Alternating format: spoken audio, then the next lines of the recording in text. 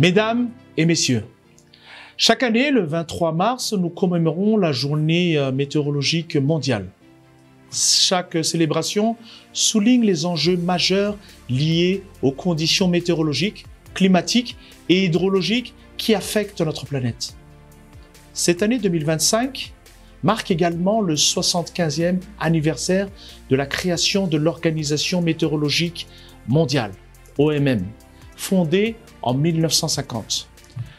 L'objectif commun de chaque pays membre est de protéger les vies humaines, de préserver notre planète et de garantir le bon fonctionnement de la société face aux phénomènes météorologiques extrêmes. Combler ensemble les lacunes en matière d'alerte précoce. Tel est le thème sur lequel se basera la célébration de l'année 2025. Il s'agit d'un sujet visant à améliorer les systèmes d'alerte précoce, une initiative déjà adoptée par de nombreux pays et qui a déjà permis des progrès significatifs. Ce thème vise à inciter chacun à unir ses efforts pour améliorer les systèmes d'alerte précoce. L'idée est de mieux se préparer aux dangers liés aux conditions météorologiques extrêmes, telles que les sécheresses, les inondations, les vagues de chaleur, les cyclones et bien d'autres. L'objectif final est de conscientiser les populations pour être proactives à prendre des mesures ou des actions conformes aux phénomènes hydrométéorologiques afin de pouvoir non seulement sauver leur vie, protéger leurs biens et profiter des bienfaits des phénomènes hydrométéorologiques. C'est ainsi que nous pouvons transformer les menaces en opportunités. Les effets du changement climatique sont désormais évidents partout dans le monde et font partie de notre quotidien.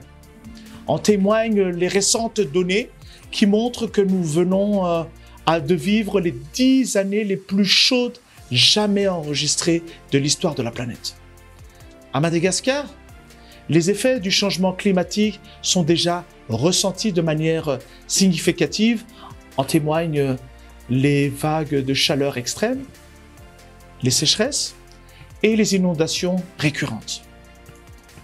Au début de cette saison de pluie 2024-2025, nous avons constaté le manque de précipitations durant les 4 mois d'octobre, novembre, décembre 2024 et le début du mois de janvier 2025, qui a rendu vraiment difficile la gestion de l'eau et provoqué une sécheresse dans les zones vulnérables, entraînant des pénuries alimentaires, obligeant le gouvernement à procéder à l'opération de pluie provoquée d'une part.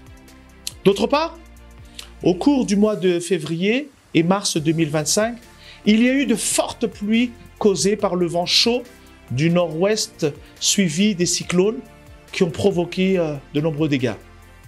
Dikeledi et Jude sont ceux qui nous ont directement touchés et ceux qui ont coûté la vie à 6 personnes et ont fait de nombreuses victimes.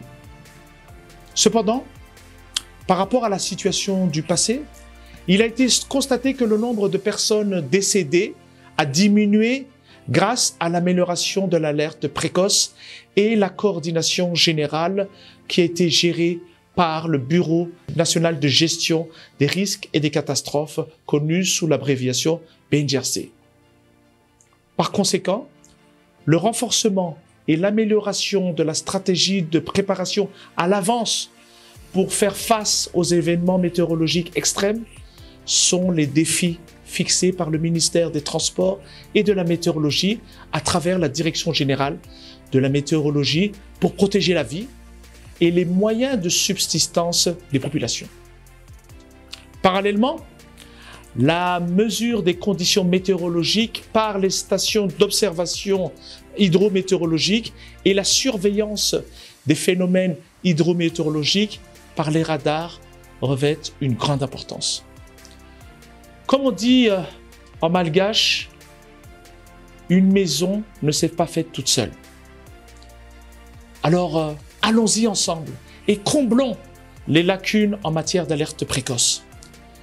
Je suis très heureux de ce sujet choisi par l'Organisation météorologique mondiale, car il est temps de rechercher, d'établir et d'améliorer les stratégies efficaces pour faire face aux phénomènes hydrométéorologiques afin de pouvoir parvenir au développement durable de notre pays.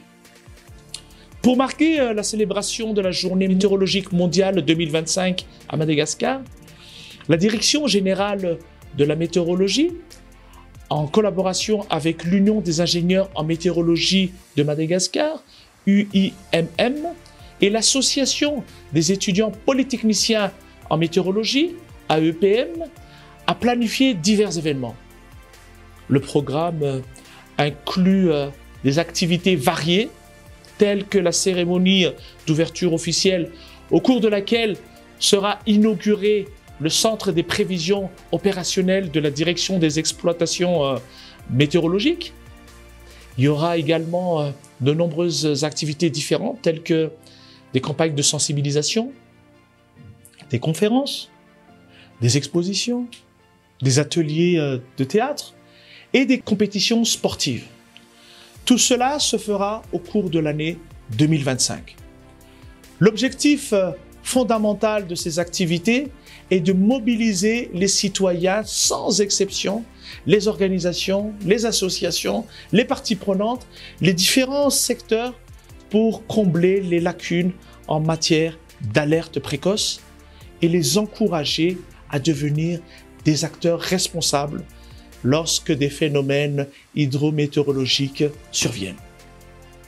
Je profite de cette occasion pour exprimer ma profonde gratitude et mes remerciements aux partenaires techniques et financiers pour leur précieux soutien à la célébration de la Journée météorologique mondiale. Je tiens également à exprimer mes sincères remerciements à tous les participants. Un grand merci particulier à tous les employés de Météo Madagascar qui travaillent sans relâche, jour et nuit, en donnant le meilleur d'eux-mêmes. Leurs produits sont essentiels, non seulement pour les citoyens, mais aussi pour de nombreux secteurs tels que l'agriculture, la pêche, la santé, ainsi que le transport terrestre, aérien, maritime et tant d'autres. En conclusion, le ministère des Transports et de la Météorologie assure qu'il accordera une priorité à l'efficacité des alertes précoces, afin d'en établir un bouclier protecteur contre les phénomènes hydrométéorologiques. Ensemble, agissons pour combler les lacunes des alertes précoces et renforçons la sécurité de tous. Unissons nos forces et nos efforts pour anticiper les risques et protéger nos communautés. Mesdames et messieurs, je vous remercie.